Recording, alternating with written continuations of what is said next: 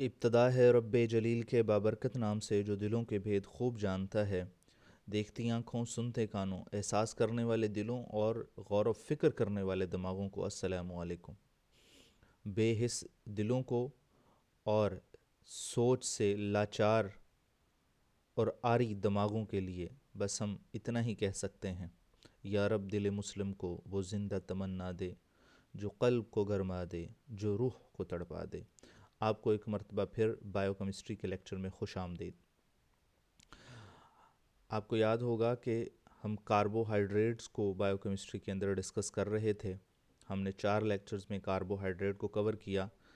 आज हम इस सेकंड पार्ट बायोकेमिस्ट्री के अंदर शुरू करेंगे, जिसको हम एसिड बेस बैलेंस या इलेक्ट्रोलाइट बैलेंस के नाम से पढ़ते हैं और देखते हैं बुक्स के अंदर। ठीक है जी। बड़ा इम्पोर्टेंट टॉपिक है, पेपर में इसके हवाले से क्वेश्चन आते हैं और इसको बहुत अच्छी तरह समझना है आपने और बहुत अच्छी तरह इसको तैयार करना है आपने। ठीक है जी।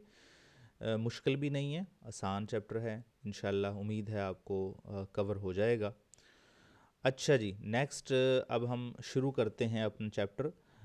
एसिड बेस बैलेंस या फिर इलेक्ट्रोलाइट्स के लिए सबसे जो ज़रूरी चीज़ है उसके अंदर वाटर है, क्योंकि इलेक्ट्रोलाइट को भी डिज़ोल्व होने के लिए वाटर चाहिए, एसिड बेस को बैलेंस होने के लिए वाटर चाहिए। इसलिए सबसे पहले हम तारुफ आपको वाटर का करवा लेते हैं।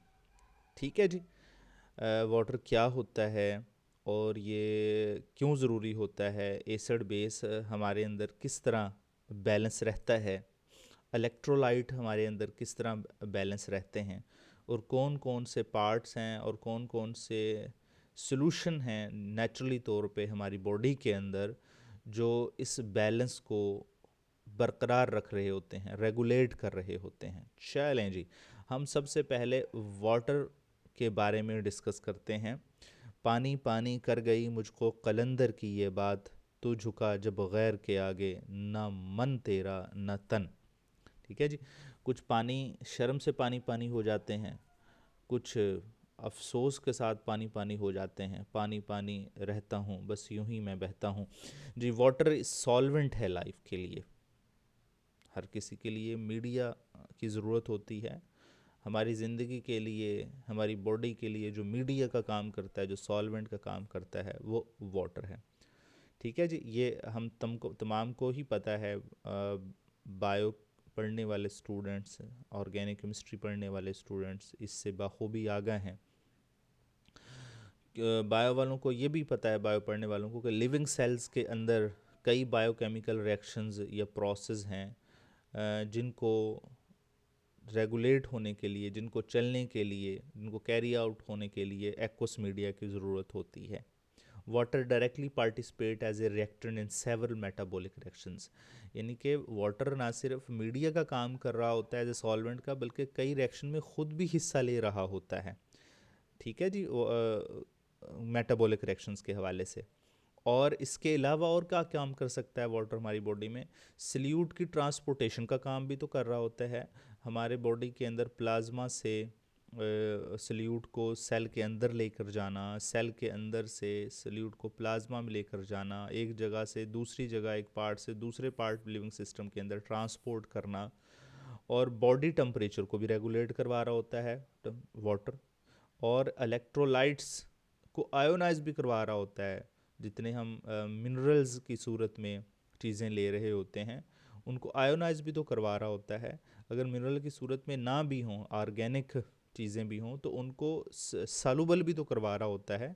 इसलिए ये आयोनाइज भी करता है इलेक्ट्रोलाइट्स को। और ऑर्गेनिक सब्सटेंसेस जो कि इलेक्ट्रोलाइट का काम नहीं कर रहे होते, मतलब वो आयन्स नहीं बनाते, लेकिन वो डिज़ोल्व भी तो हो रहे होते हैं। अच्छा जी, डिस्ट्रीब्यूशन ऑफ वाटर कितनी होती है हमारे लिविंग सिस्टम, ह्यूमन बॉडी के हवाले से हम ज़्यादा फोकस करेंगे कि अडल्ट ह्यूमन बॉडी जो है वो 60% वाटर पे मुश्तमिल होती है। इसमें मैन टू वूमेन वेरी कर सकता है। ठीक है जी। मैन में 50 to 70% तक हो सकता है, वूमेन में 45 to 60% हेल्दी बॉडी के अंदर हम बात कर रहे होते हैं। नॉर्मल 70 kg की जो नॉर्मल बॉडी होती है 42 लीटर उसके अंदर कहते हैं वाटर होता है। इसको हम दो हिस्सों में डिवाइड कर लेते हैं, जिसको आगे जाके इसकी डिवीज़न हमारे बड़े काम आने वाली है कि एक वाटर वो होता है जो इंट्रा सेलुलर होता है और दूसरा एक्स्ट्रा सेलुलर जो इंडियन सेल के अंदर, टोटल सेल के अंदर जो वाटर मौजूद होता है ओवरऑल 28 लीटर है और 14 लीटर जो होता है वो एक्स्ट्रा यानी प्लाज्मा के अंदर जो मौजूद होता है, इंटरस्टिशियल्स के अंदर जो मौजूद होता है। और जो लिक्विड वाटर जो है सेल्स के अंदर होता है इंट्रा सेलुलर, उसे कहते हैं इंट्रा सेलुलर फ्लूइड, आमतौर पर ICF उसे पढ़ते हैं। और जो सेल के बाहर होता है उसे हम कह देते हैं एक्स्ट्रा सेलुलर फ्लूइड, यानी ECF और ICF। अब ये याद रखनी है टर्म्स आपने। ECF जो है फर्दर दो हिस्सों में डिवाइड कर दे, interstitial fluid which is about 10 to 5 litre, ये थिन लेयर होती है लिक्विड्स की जो सेल्स को सराउंड करके रखती है, उसे इंटरस्टिशियल फ्लूइड्स कहते हैं। और दूसरा जो है वो प्लाज्मा के अंदर मौजूद होता है, वो 3.5 लीटर, यानी ब्लड के अंदर जितना वाटर मौजूद होता है 3.5 लीटर, और इंटरस्टिशियल जो होता है फ्लूइड वो 10.5 लीटर होता है। ठीक है जी। अच्छा जी, हेल्दी इंडिविजुअल डेफिनेटली जो है अपने बॉडी के अंदर जो वाटर को रेगुलेट करते हैं वो इनटेक और आउटटेक से कर रहे होते हैं, कि हमारे डेली वाटर हम इनटेक भी कर रहे होते हैं और डेली की बुनियादों पे वाटर हमसे बॉडी से आउटटेक भी हो रहा होता है। अब इस पे हम नज़र डालेंगे कि इनटेक हम कैसे कैसे कर रहे होते हैं। जो वाटर इनटेक होता है वो एक्सोजीनियस भी होता है, एंटोजीनियस भी होता है, एंडोजीनियस भी होता है। एक्सोजीनियस कैसे? इंजेस्टेड वाटर हम जो पानी पी रहे होते हैं, इसके अलावा बेवरेजेस के ज़रिए और सॉलिड फूड जो खा रहे होते हैं उसके साथ भी तो कुछ वाटर हमारे अंदर जा रहा होता है। जो इनटेक वाटर जो है वेरिएबल करता है, रेंज 0.5 to 5 लीटर, ये डिपेंड क्लाइमेट पे कर रहा होता है, सोशल हैबिट्स पे भी कर रहा होता है। आमतौर पे कि अगर गर्मियां हैं, हार्ड क्लाइमेट है तो हम पानी ज़्यादा से ज़्यादा पीते हैं, सर्दियां हैं तो हम पानी जो है वो कम पीते हैं, लेकिन गर्म मशरूबात की सूरत में भी तो पी रहे होते हैं हम पानी। ठीक है जी। अच्छा जी, injection water is mainly controlled by thirst centre located hypothalamus. जो प्यास लगती है वो हाइपोथैलेमस जो है ये हमारी बॉडी के अंदर, हमारे माइंड के अंदर एक पोजीशन है जो हमें बताता है कि हमें प्यास लगी है। ठीक है, ये एहसास दिलवाता है हमें। Increase the osmolality of water plasma cause the increased water intake by stimulating the thirst center। और इसको हाइपोथैलेमस को कैसे पता लगता है कि हमें वाटर की ज़रूरत है? वो ऑस्मोलैलिटी ऑफ प्लाज्मा से हमें पता लगी। आखिर में हम टॉपिक थोड़ा सा डिस्कस करेंगे कि ऑस्मोलैलिटी क्या चीज़ होती है। अच्छा जी, एंडोजीनियस वाटर जो है water produce within the cells as a result of metabolic reaction is called endogenous water. यानी कि एक वाटर वो है जो हम बाहर से ले रहे होते हैं, एक वो वाटर है जो बाहर से तो नहीं ले रहे होते, लेकिन हमारी बॉडी के अंदर कई मेटाबॉलिक रिएक्शन ऐसे चल रहे होते हैं जिनकी वजह से पानी प्रोड्यूस हो रहा होता है। तकरीबन 300 to 350 millilitre per day water जो है वो ऑक्सीडेशन ऑफ फूड की वजह से पैदा हो रहा होता है। जैसे ऑक्सीडेशन ऑफ ग्लूकोज है, आपने पढ़ा है, कार्बन डाइऑक्साइड पैदा होती है और वाटर प्रोड्यूस हो रहा होता है। ठीक है जी। अच्छा जी, 1 ग्राम कार्बोहाइड्रेट जो हम लेते हैं, प्रोटीन या फैट लेते हैं, ये तो कहते हैं जी 1 ग्राम कार्बोहाइड्रेट के जो 0.6 ml वाटर प्रोड्यूस होता है, और 1 ग्राम प्रोटीन से 0.4 ml वाटर प्रोड्यूस होता है। 1 ग्राम फैट जब ऑक्सीडाइज होती है जब हमारी बॉडी के अंदर, तो इसकी वजह से 1.1 मिलीलीटर वाटर प्रोड्यूस हो रहा होता है। ठीक है जी, ये तो इनटेक के हवाले से। अब आउटटेक के हवाले से अगर बात करें तो हम पानी किन किन रास्तों से हमारी बॉडी से एक्सक्रीट हो रहा होता है? डेफिनेटली यूरिन से एक्सक्रीट हो रहा होता है। इट मेजर रूट है वाटर लॉस का। 1 to 2 लीटर जो है वाटर डेली की बुनियाद पे हमारी बॉडी से एक्सक्रीट हो रहा होता है। और ये यूरिन एक्सक्रीशन जो है ये भी कंट्रोल होती है। कईयों को फॉर एग्जांपल यूरिन ज़्यादा आता है, कईयों कम, एंटी डायूरेटिक हार्मोन्स के ज़रिए वाटर एक्सक्रीशन कंट्रोल होती है। Secretion of ADH is control by osmotic pressure of plasma. ठीक है जी। जो ADH की सक्रीशन है वो ऑस्मोटिक प्रेशर की वजह से कंट्रोल हो रही होती है कि कितना ADH सक्रीट करना है। और स्किन के ज़रिए loss of water through skin, यानी परस्पायरेशन जो है is 450 ml per day perspiration. Water loss of water through skin also depend upon the स्मॉट एटमॉस्फेरिक टेम्परेचर एंड ह्यूमिडिटी। यानी गर्म क्लाइमेट है तो पसीना ज़्यादा आएगा तो ज़्यादा वाटर आपकी बॉडी से सिक्रीट होगा। ठीक है जी। और ह्यूमिडिटी पे भी डिपेंड करता है, और सर्दियों में तो बहुत कम लॉस होता है स्किन के ज़रिए उसका, फिर नेमुल बदल फिर यूरिन के ज़रिए से ज़्यादा लॉस हो रहा होता है। It is estimated that 1 degree rise in temperature about 15% loss of water increases through skin. ठीक है जी, यानी कि एक एक डिग्री तक टेम्परेचर बढ़ाते जाएं तो हर डिग्री के बदले 15% जो है वो लॉस ऑफ वाटर बढ़ जाता है। और दूसरा, लंग्स के ज़रिए जब हम सांस ले रहे होते हैं, सांस जब बाहर निकालते हैं तो उसके साथ भी वाटर वेपर्स बाहर निकल रहे होते हैं। तो ये तीसरा रूट है वाटर के लॉस का हमारी बॉडी से। ठीक है जी। और फीसेस के ज़रिए 150 ml पर लीटर वाटर जो है वो लॉस्ट हो जाता है हमारी बॉडी से। आप देखें, इनटेक और आउटटेक दोनों तरफ बराबर होगी। ठीक है, टोटल 2500 ml अगर हम कहते हैं जी आउटटेक है, तो 2500 ml ही इनटेक हो रहा होता है हमारी बॉडी के अंदर। ऑरल फ्लूइड इनटेक जो है 15 ml है, 1500 ml है। फूड के ज़रिए 500 ml है। मेटाबॉलिज्म के ज़रिए, यानी कि ये दो जो पार्ट हैं, ये एक्सोजीनियस है, ये एंडोजीनियस है, जो 500 ml है। 25 ml जो है हमारी बॉडी के अंदर वाटर जो है वो इस तरह प्रोड्यूस होता है या बाहर से आता है। और दूसरा आउटफ्लो है, यूरिन से सक्रीट 1500 ml हो जाए, और स्वेट्स के लंग्स के ज़रिए, फीसेस के ज़रिए 1000 तक हो जाए, तो ये भी 2500 ml है। तो ये रेगुलेशन होती है, जितना इनटेक हो रहा होता है उतना ही हमारी बॉडी से आउटटेक हो रहा होता है। ठीक है जी, समझ आ गई काके तो पक्की गल है। चलें जी, आगे चलें अब जी। Electrolyte balance in the body के वाले से बात करें। पहले तो इलेक्ट्रोलाइट्स की बात कर लेते हैं कि इलेक्ट्रोलाइट्स क्या होते हैं। इलेक्ट्रोलाइट्स ऐसे कंपाउंड्स होते हैं और जो रेडिली डिसोसिएट हो जाते हैं सोल्यूशन फॉर्म में, जैसे साल्ट इलेक्ट्रोलाइट्स कह सकते हैं कि साल्ट, सोडियम क्लोराइड, ये सोडियम आयंस और क्लोराइड आयन बन जाएंगे, तो ये इलेक्ट्रोलाइट है।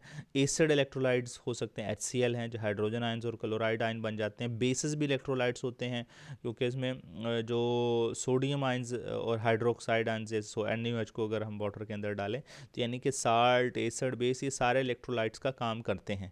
ठीक है, क्योंकि ये एक्वस मीडिया में डिसोसिएट हो जाते हैं। ठीक है जी, ये पॉजिटिवली नेगेटिवली चार्ज पार्टिकल्स बनाएंगे definitely. Concentration of electrolyte express in milliequivalent per litre, milliequivalent per litre भी कह सकते हैं। मिली मोल्स में भी इसको रिप्रेजेंट किया जाता है, मिलीग्राम में भी रिप्रेजेंट किया जाता है। 1 ग्राम इक्विवेलेंट जो होता है वो is equal to 1000 milliequivalent के बराबर होता है। अच्छा, electrolytes are well distributed in the body fluid in order to maintain the osmotic equilibrium and water balance, या ऑस्मोटिक प्रेशर जो है उसको मेंटेन करने में इलेक्ट्रोलाइट हमारी हेल्प कर रहा होता है आमतौर पे। Total concentration of cation and ion ECF and ICF is equal to maintain the electrolytic neutrality, यानी कि जितने आयंस ECF में होंगे, एक्स्ट्रा सेलुलर फ्लूइड में होंगे, उतने ही आयंस की कंसंट्रेशन ICF के अंदर होगी। इस तरह ऑस्मोटिक प्रेशर जो है, ऑस्मोटिक इक्विलिब्रियम जो है वो मेंटेन रहेगा। जैसे EC एक्स्ट्रा सेलुलर फ्लूइड का प्रिंसिपल जो कैटायन होता है वो सोडियम आयंस होता है, याद रखिएगा। और पोटाशियम आयन जो होता है ये इंट्रा सेलुलर फ्लूइड का प्रिंसिपल आयन होता है। सिमिलरली अगर नेगेटिव, ये पॉजिटिव चार्ज के हवाले से बात की, अगर एनायन के हवाले से बात की जाए तो क्लोराइड जो है और बायोकार्बोनेट जो है, बाइकार्बोनेट प्रीडोमिनेंटली जो ये प्रिंसिपल यानी मेजर अमाउंट के अंदर होते हैं एक्स्ट्रा सेलुलर फ्लूइड के। बाईफास्फेट, प्रोटीन और organic acids are found ICF in intra cellular fluid के जो मेन एनाइंस होंगे वो बाईफास्फेट और प्रोटीन्स और ऑर्गेनिक कुछ एसिड्स हो सकते हैं, इनके कार्बोक्सिलेट साल्ट कह सकते हैं, या नेगेटिव चार्ज स्पीशीज़ कह सकते हैं उनको। ठीक है जी, दोनों तरफ काम बैलेंस रहता है। अब इसको हम देख लेते हैं एक टेबल की फॉर्म में।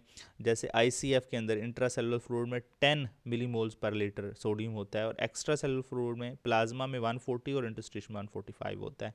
ठीक है, जिस तरह पोटाशियम जो है 155 ICF यानी इंट्रा सेलुलर फ्लूइड में, और ECF के अंदर 3.5 और 3.8 इंटरस्टिशियल के अंदर होता है। अब देखें, सोडियम जो है सबसे ज़्यादा ECF के अंदर पाया जाता है, और पोटाशियम सबसे ज़्यादा जो है वो ICF के अंदर मौजूद होता है। इस तरह क्लोराइड की बारे में बात की जाए तो क्लोराइड ICF के अंदर 3 मिलीमोल्स पर लीटर है, और इस तरह ECF के अंदर 102 और 115 मिलीमोल्स में आ जाता है। तो इस तरह क्लोराइड जो है ECF के अंदर ज़्यादा अमाउंट में है और ICF में कम अमाउंट में है। बाइकार्बोनेट भी इस तरह देख लें कि 10 मिलीमोल्स पर लीटर जो है वो ICF में है, और 28 और 30 जो है वो ECF के अंदर मौजूद होता है। ठीक है जी, इसी तरह और कैल्शियम, मैग्नीशियम एंड फास्फेट, इनके ICF और ECF कंटेंट्स यहाँ पे लिखे हुए हैं, याद रखने हैं आपने।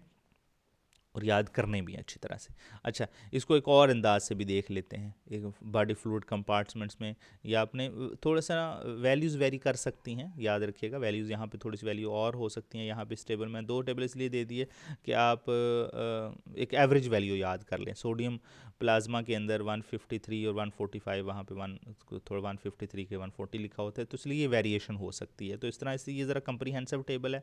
इंट्रासेलुलर फ्लूइड टोटल जो है 200 है, और इंटरस्टिशियल 153 है, और प्लाज्मा में 162 है। जो ये केटाइंस के लिए अलग टेबल बना दिया, और जितने केटाइंस होंगे, चाहे वो ECF के हों चाहे वो ICF के हों, उतने ही एनाइंस होंगे, उतने ही प्लाज्मा भी, जितने प्लाज्मा में केटाइन होंगे उतने ही प्लाज्मा में एनाइन होंगे, जितने इंटरस्टिशियल फ्लूइड के अंदर केटाइन होंगे उतने ही एनाइन होंगे, जितने इंट्रासेलुलर फ्लूइड में केटाइन होंगे उतने ही एनाइन होंगे। तो बैलेंस रहता है काम, क्योंकि ऑस्मोटिक प्रेशर फिर रेगुलेट होता रहता है। ठीक है जी। अच्छा जी, अब मैंने वही बात की कि ऑस्मोलैरिटी क्या होता है। सबसे पहले बात कीजिएगा कि ऑस्मोटिक प्रेशर क्या होता है। ऑस्मोटिक प्रेशर का ताल्लुक किसके साथ होता है? आमतौर पे जो वाटर की मूवमेंट है ECF से ICF में, ICF से ECF में, ये डिपेंड करती है ऑस्मोटिक प्रेशर पे। ठीक है जी। और ऑस्मोटिक प्रेशर डिपेंड किस पे करता है? वो आयंस की कंसंट्रेशन पे। ऑस्मोटिक प्रेशर जो ECF का ऑस्मोटिक प्रेशर जो होता है वो सोडियम आयंस की वजह से होता है, और ICF का ऑस्मोटिक प्रेशर जो होता है वो पोटाशियम आयंस की वजह से होता है। यानी कि ECF का ऑस्मोटिक प्रेशर जो है वो ICF के ऑस्मोटिक प्रेशर के बराबर तब होगा जब ECF के अंदर जो सोडियम आयंस हैं वो ICF पोटाशियम आयंस के इक्वल हो सकते हैं। ठीक है जी। अच्छा जी, अब ये ऑस्मोलैरिटी क्या है? ऑस्मोलैरिटी इसी से है, रिलेटेड है ऑस्मोटिक से। Osmolarity is the measure of solute particles present in the fluid, यानी हमारे फ्लूइड ICF हो या ECF, उस फ्लूइड के अंदर कितने सॉल्यूट्स पार्टिकल्स मौजूद हैं। एवरेज जो ऑस्मोलैरिटी है वो 285 to 295 millimoles per kg of medium. Medium क्या है हमारे बॉडी में? वो डेफिनेटली वाटर मौजूद है। ठीक है जी। सोडियम और इसके एसोसिएटेड आयंस जो हैं वो लार्जेस्ट कंट्रीब्यूशन कर रहे होते हैं प्लाज्मा के अंदर, यानी osmolarity is measure by osmometer, ये एक पैमाना होता है मेजर करने का। अब अगर टेबल के ज़रिए इसको देखा जाए, इसको सोडियम आयंस तो सबसे मेजर अमाउंट में, सबसे ज़्यादा तादाद देखें ऑस्मोलैरिटी की, वो सोडियम आयंस की वजह से है, 135 to 145। ठीक है जी। और इस तरह पोटाशियम आयन बहुत कम है। क्लोराइड्स जो हैं वो थोड़े से ज़्यादा हैं, क्योंकि जितना काउंटर आयंस भी उसके ज़्यादा, जितना वो आयन ज़्यादा है पॉजिटिव आयन, उसके काउंटर आयन भी ज़्यादा है, 95 to 110। ठीक है, ये भी ICF में है, ये भी ICF का ऑस्मोटिक प्रेशर है। इस तरह बाकी कैल्शियम फास्फेट, प्रोटीन्स, सल्फेट और बाइकार्बोनेट सब मिला के वही एवरेज टोटल ऑस्मोलैरिटी जो बनाते हैं वो 280 to 295 ये ऑस्मोलैरिटी प्रोड्यूस कर रहे होते हैं। ठीक है जी। आपको ऑस्मोलैरिटी, ऑस्मोटिक प्रेशर का कंसेप्ट समझ में आ गया होगा, और इलेक्ट्रोलाइट बैलेंस क्या होता है। नेक्स्ट हम इसी से रिलेटेड कुछ और लेक्चर लेकर आपकी खिदमत में हाज़िर होंगे। तब तक के लिए इजाज़त दीजिए। अल्लाह निगहबान।